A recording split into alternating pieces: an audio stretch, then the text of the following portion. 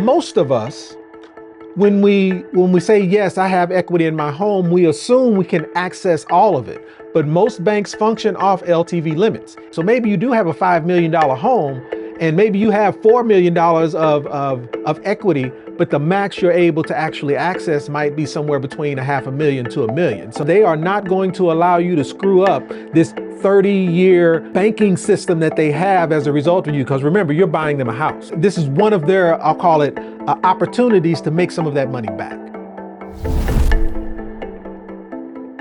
I don't know that there is an exhausted list of number of questions you should ask. These are just some of the critical ones we pulled out.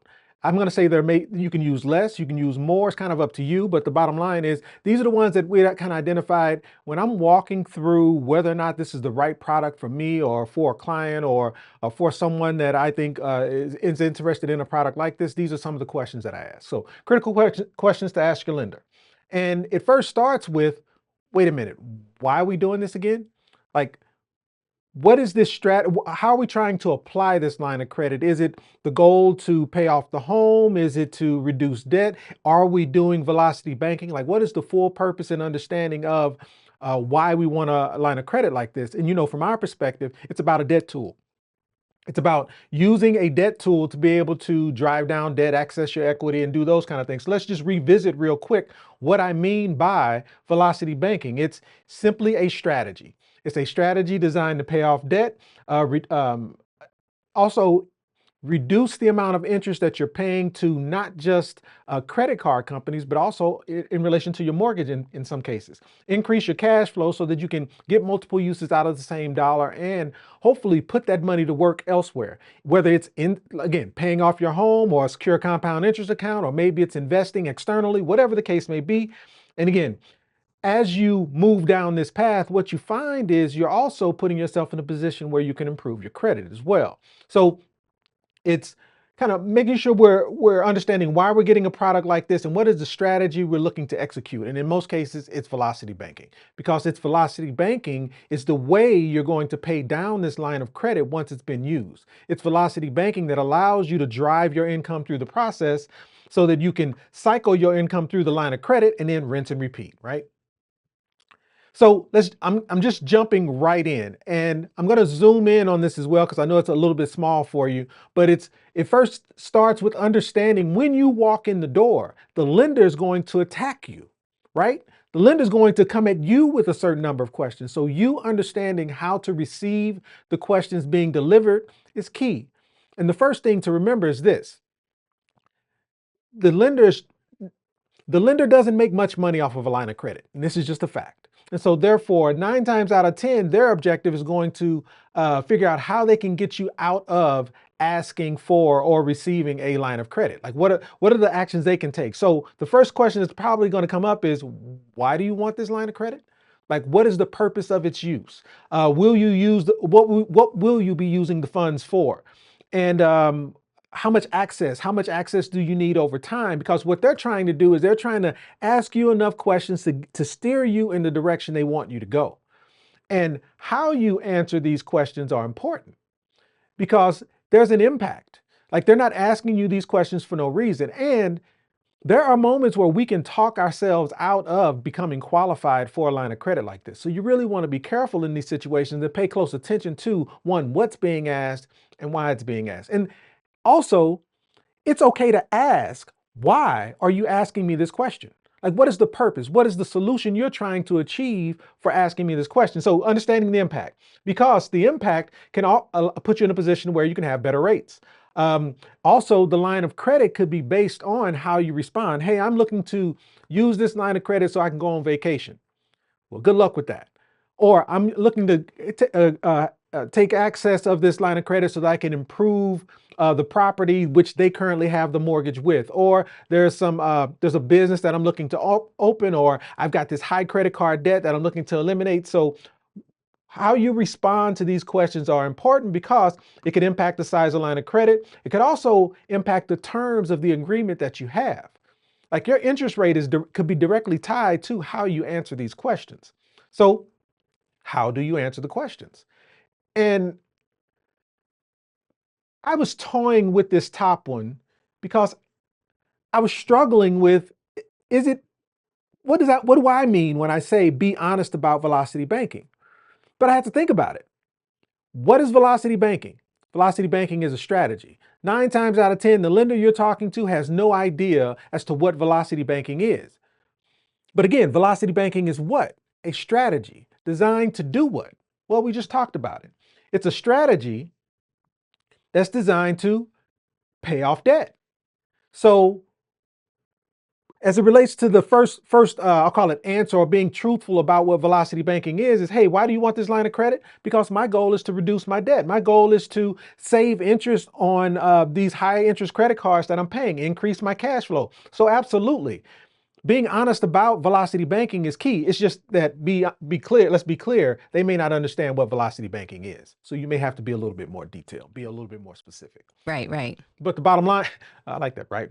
But the bottom line is be honest about velocity banking. Emphasize debt management. Emphasize the fact that you understand how to use this line of credit. Emphasize the fact that, you know what, you may be trusting me with a large line of credit, but I understand what it is I'm doing because I have a goal in mind or objective that I'm trying to hit. Highlight your strong payment history if you've been doing velocity banking, right? If you've been truly driving your income through a debt tool, paying debt from that debt tool, and allowing your cash flow to drive down the balance on that debt tool, your credit score should be reflecting all of these actions, which means you should be in a solid position to qualify for a line of credit like this. So highlight the fact that, you know what? Take a look at my history. Take a look at how I've been paying off this debt thus far. I'm just looking for a line of credit so that I can continue down this path. So Jump in real quick. I'll make this quick. This is why it is so important to learn the strategy. And this is why a software is not going to help you have this conversation. Because if you say, oh, I just put it in the software and the software tells me to do that, doesn't give them a lot of confidence that you know what it is that you're doing. So this is just one more reason why it's one, you can learn this strategy and you need to learn the strategy. And there's no shortcuts. The shortcut is learning the strategy. Because you can apply this in a lot of different areas, especially not just in crushing debt, but also in building wealth. Absolutely. So, yep. And to that point, I think this is a strong one. I'm sorry, not this one. This one right here is a strong one as well. And that is explain your accelerated mortgage plan. If the goal is to pay off your mortgage, which for a lot of us, the sole purpose for getting that line of credit is because I want to eliminate or reduce that mortgage that I have and get it paid off in 5 to 7 years. So if that's the goal, walk through how, because in essence, what you're doing here is you're really explaining velocity banking. Again, most lenders, most banks don't understand what that means though. And so as it relates to when you're sitting in front of that lender, understanding one, do you even offer HELOCs in my state? And the reason this is here is because there's the 49 states that we all live in, and then there's Texas. And Texas is just a little bit different.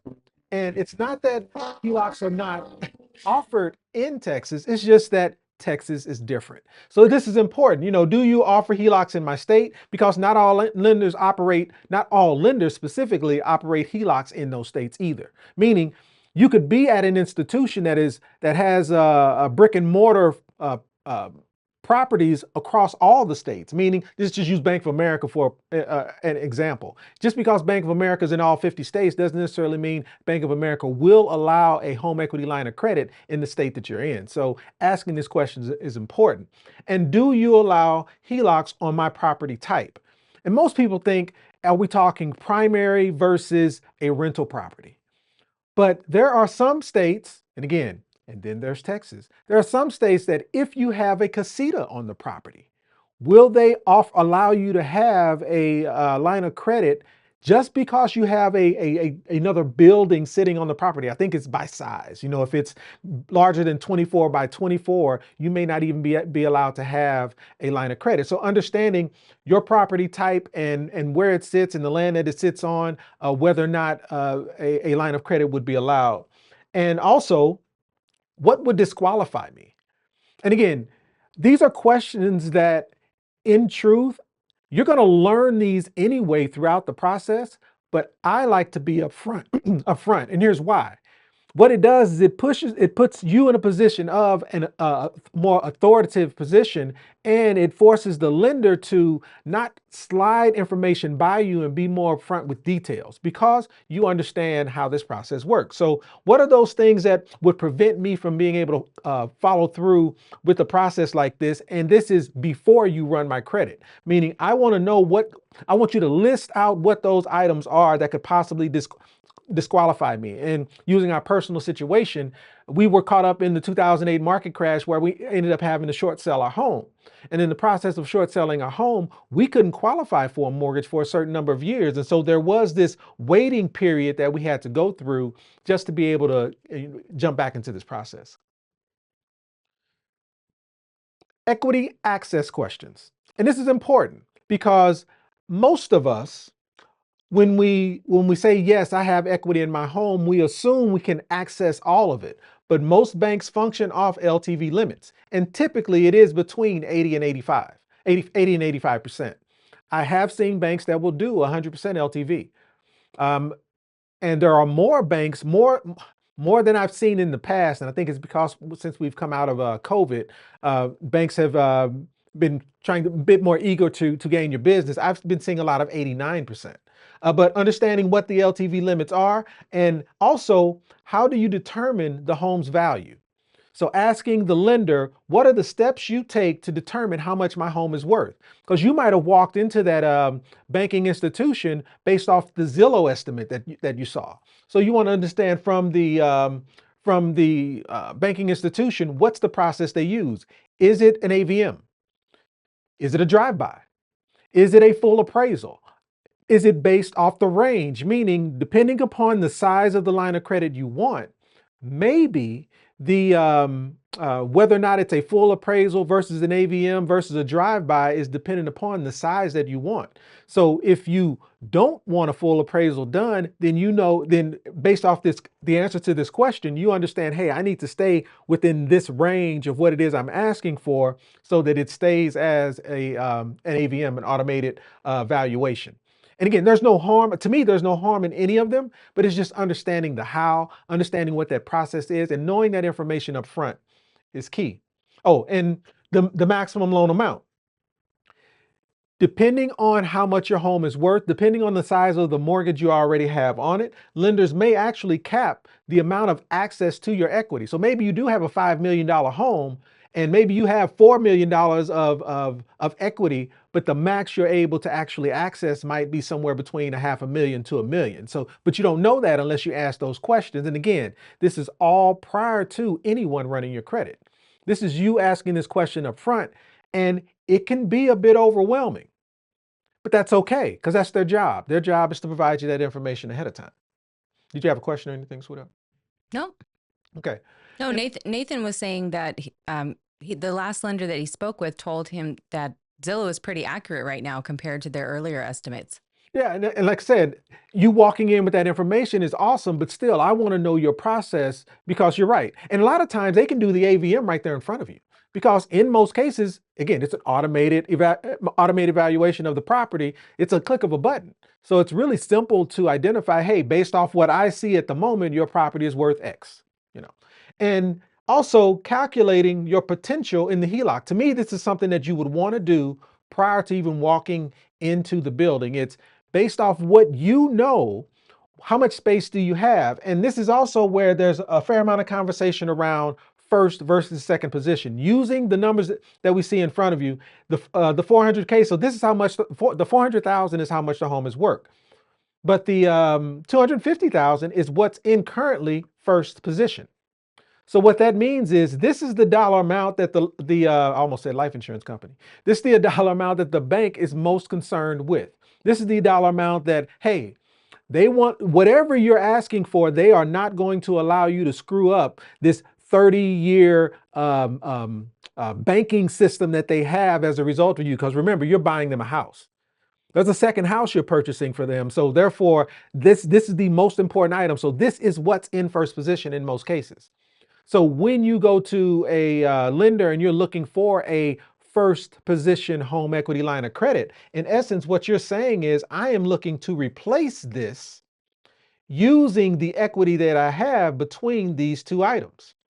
Well, what is that equity? Well, if we're talking 80%, 80% of 400,000 is 320K. So 80% of 400,000 is 320. So does that mean that you can get a $320,000 line of credit? In some cases, yes. In some cases, no. Because what's in first position currently is this item. So in order to be able to access anywhere close to this full dollar amount, what you're saying is I want to replace this 250,000 with this line of credit. Meaning I want to remove the mortgage that's currently in first position and put this home equity line of credit in place. Otherwise, what you're asking for is a second position home equity line of credit. And so the second position home equity line of credit is a calculation. That second position home equity line of credit is that 320K minus the 250 that you already have, and the difference between those two is the 70K. So what that's saying is, hey, I want the difference between what's currently in first position and the equity that I have, and I want access to that difference. Which one of these you want and the strategy you're wanting to use to be able to access it is very important. But you should know this walking in the door, meaning this is a calculation that you should do on your own to understand where you currently sit, where you currently fit in this process, and then walk in and let them tell you whether or not the numbers that you already have in your head are in line. And if they, for whatever reason, come up with a different number, this is where we get to peel back layers. Why?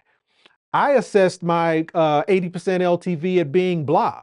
Why did you say it was something different? What is it that you're tacking on to this process that's not allowing me to access the full equity? So this is where you get to ask more questions, is my point. Long-term questions. So what's the draw period? Okay, I'm going after this line of credit, whether first or second position. How long do I have access to this line of credit? What is that term? In most cases, it's about a 10-year draw. I've seen 3-year draws. I've seen 5-year draws. I've seen 15-year draws. I've seen 30-year draws. But in most cases, I think I'm underwear, not underwear, just draws. Yeah, keep going. Just ignore me. But the draw period is normally 10 years. It's a lot of draws. A lot of draws. And the repayment period, meaning after that draw period, what happens? This says, in most cases, the repayment period, and this is correct, is the difference between what your initial draw period is and the full length of a 30-year mortgage. So if the initial draw period is 10, the difference between 10 and 30 is 20. That means it's a 20-year payback period, which ultimately means it then becomes a mortgage. But there are banks out there that after the draw period, this repayment period actually becomes 30 years. So which means it becomes basically a full mortgage term for you to be able to pay back. And so the question being asked is, hey, can the HELOC be renewed after the draw period? And this is an important one. Can the HELOC be renewed after the draw period? What does that mean? Let's say I've got a 10-year draw. I've had my home equity line of credit. I'm in year 9. So I've got 1 year left. And I then go to the same banking institution and say, hey, I want to renew my line of credit. Is that possible? Or do I have to wait till the end of the draw period before I can do that? And what's the process? And in some lenders, that is true, some lenders will allow an extension with credit approval. And ultimately what that means is if you're in year 9 and the draw period is 10 years and your question is, hey, can I renew this line of credit? It's no different than just simply applying for a brand new line of credit. It's going back through the process all over again. It's going back through all of these questions all over again. But again, this is something that you should know up front before you get started. Access and usage questions. So is there a minimum? And again, and then there's Texas. Is there a minimum on the initial draw? Well, let me first step back before I beat on Texas anymore. I'll give you some insight into our own personal situation. When we got our first position home equity line of credit, we could not put anything more than the principal and interest payment meant to be applied in years, and I think it was the first 3 months. Meaning we cannot do velocity banking for the first 90 days. The best that we could do was we could use it. We could use the maximum amount if we wanted to. We can use however much we wanted in our line of credit. But as far as any repayment, we could only pay the principal and interest payment for the first 90 days. Peel that back a little bit. Yeah, why? So it's a line of credit, and banks realize they don't make much on lines of credit. And we'll dig into some of that as I scroll down here. But what they're focused on is how can they recoup this money that they've spent, right? And so if they only allow you to input or apply the principal interest payments for the first 90 days, that means that remaining balance is building interest over those 90 days. This gives them an interest bucket. So now they have at least got 90 days of high interest off you. So they can recoup some of those dollars that they've put forth through this process, because this is not a mortgage. This is far from a mortgage. And so this is one of their, I'll call it, opportunities to make some of that money back. And in our situation, the minute that 90-day hit, I took everything that we had in savings, dumped it onto the line of credit, which immediately dropped the balance on the line of credit, which means I'm paying the minimum amount of interest at that point. So again, I understand how to play the game, but in some cases they handcuff you. So understanding up front, is there a minimum on the initial draw? Now back to Texas. Texas, the only way you can get money out of a line of credit is it has to be in increments of $4,000. Meaning it's not as simple as I just want to pay bills from my line of credit. Like there's a whole process you have to put in play. And again, I don't know that this is 100% across Texas. I don't know that. But I know the banks that I've dealt with, the PNCs, the banks that I've dealt with in Texas, it is exactly like that for whatever reason. And how can I access my funds? We talk about this a lot. And we talk about it in the form of, just because you have a line of credit as a debt tool doesn't necessarily mean it functions as a debt tool. So how can I access my funds? Do I have a checkbook that comes with the line of credit? Is there a debit card? Can I do online transfers? Can I link it to my checking account for overdraft protection? So again, how you're able to access the funds matter. And this is important because whether or not this is a revolving line of credit says, can you get multiple uses out of the same dollar? Can you exit money from the line of credit, pay down whatever the debt is, use velocity banking, drive the balance back down, and then recycle those funds over and over and over again? Or can you just use the funds in at one time? Meaning, is this a true line of credit or is this a HELOC, not a HELOC? So again, this is important. This is where, for those lenders who are just trying to get you into a product and get you into a product that they actually deem necessary because of the commission that they make, or it's a product that they're pushing today, asking these questions allow you to peel back the layers without being confrontational. This is just you asking, hey, is this a revolving line of credit? And once they say no, or once they say yes, now ask more questions and continue peeling the layers back.